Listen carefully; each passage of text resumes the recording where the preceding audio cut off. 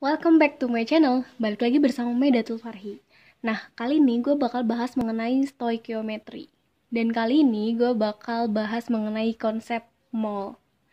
Nah, gambar ini kalian udah pasti banget sering banget lihat, mau di internet, mau diajarin sama guru, atau mungkin kalian baca-baca di mana gitu. Nah, ini tuh sebenarnya konsep rumus dari mol. Jadi kalian tuh bisa mencari mol dari beberapa aspek. Pertama, bisa nyari dari massa, dari volume STP, dari jumlah partikel. Nah, kalian juga bisa saling kaitin antara massa, volume STP, sama jumlah partikel ketika dia itu udah melewati mol. Jadi yang awalnya kalian diketahui massa, kalian bisa nyari jumlah partikel. Tapi kalian syaratnya harus jadiin mol dulu, baru tahu jumlah partikelnya. Kayak gitu. Terus massa bisa juga nyari volume. Nah, masanya kalian jadiin mol dulu, baru jadiin volume STP-nya. Nah, di antara massa sama mol itu ada kaitannya dengan atom relatif dan massa atom relatif. Kalau atom relatif, AR ini buat atom, sedangkan MR itu buat molekul atau senyawa. Nah, di antara mol sama jumlah partikel itu ada yang namanya bilangan Avogadro, di mana nilainya itu adalah 6,02 dikali 10 pangkat 23. Dan di antara mol dengan volume STP itu ada ketetapan gas, di mana yang nilainya itu adalah 22,4 liter untuk keadaan STP-nya. Nah, di sini kalau misalkan kalian punya massa, jadi di soal tuh kalian diketahui massanya. Nah, kalau misalkan ada massa, terus kalian disuruh nyari mol.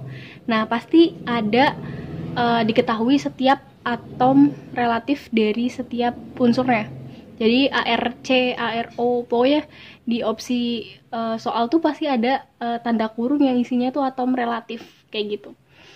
Nah, sebenarnya biasanya kalau di soal tuh biasanya pakainya senyawa. Jadi kalian harus cari MR-nya.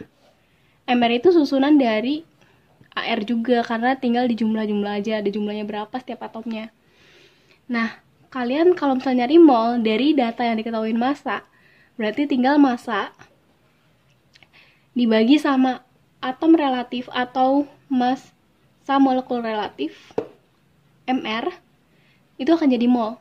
Jadi massa dibagi AR itu jadi mol. Massa dibagi sama MR itu jadi mol.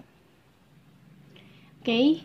Nah, makanya kita punya rumusan di mana mol ini biasa diketahui itu variabelnya adalah N. Terus massa itu M. Ini biarin tetap ini. Nah, rumusannya itu adalah mol akan sebanding dengan massa per MR atau AR. Tapi biasanya massa per MR. Jadi biasanya di soal juga dalam bentuk senyawa atau molekul. Nah, ini rumus yang harus kalian ketahui. Nah, terus kalau misalkan kalian diketahuin mol, terus yang ditanyain itu jumlah partikelnya. Nah, kalau misalkan kalian nyari jumlah partikel, kalian tinggal kali aja molnya dengan bilangan Avogadro. 6,02 kali 10 pangkat 23. Kayak gitu. Tinggal dikali aja. Nah, jumlah partikel itu variabelnya itu N besar. Terus bilangan Avogadro-nya itu N besar A. Nah, kalian juga bisa dapetin rumusan yang kayak gini. Jadi, jumlah partikel N akan sebanding dengan mol dikali sama bilangan Avogadro. Kayak gitu. Nah, terus kalau misal kaitannya sama volume. Nah, kalau misalkan volume, jadi V STP akan sama dengan N dikali 22,4 liter. Nah, ini adalah rumusan-rumusan yang harus kalian ketahui untuk mencari mol. Nah, sebenarnya ada satu lagi, di mana mol itu akan sebanding dengan molaritas dikali sama volume. Ini molaritas, terus ini volume. Nah, volumenya itu dalam bentuk liter. Nah, jadi rumus mol itu ada 4. Yang pertama massa per mr, terus ini molnya berarti kalau misal kita cari molnya berarti jumlah partikel dibagi sama bilangan Avogadro. Terus kalau ini kita nyari molnya berarti volume STP dibagi sama 22,4. Nah, terus yang kaitannya sama molaritas itu tinggal dikali sama volumenya. Kayak gitu. Nah, kalau misalkan kondisinya bukan STP. Nah, kita disuruh nyari volume yang nggak ada kaitannya sama STP. Oke? Kalau misal kita nyari volume, tapi nggak ada kaitannya sama keadaan STP. STP itu ketika dia 0 derajat Celcius 1 atm.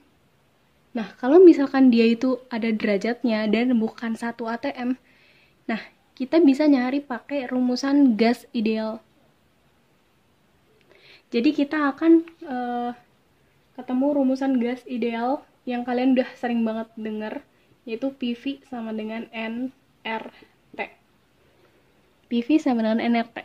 Nah, kalau misalkan kita nyari molnya, nah ini kan variabel dari mol, berarti molnya akan sama dengan PV dibagi RT. PV per RT. Dimana si P-nya itu adalah tekanan, terus V-nya itu adalah volume, terus yang R itu adalah tetapan gasnya. Oke, R itu adalah tetapan gasnya, terus T itu adalah temperatur atau suhunya. Oke.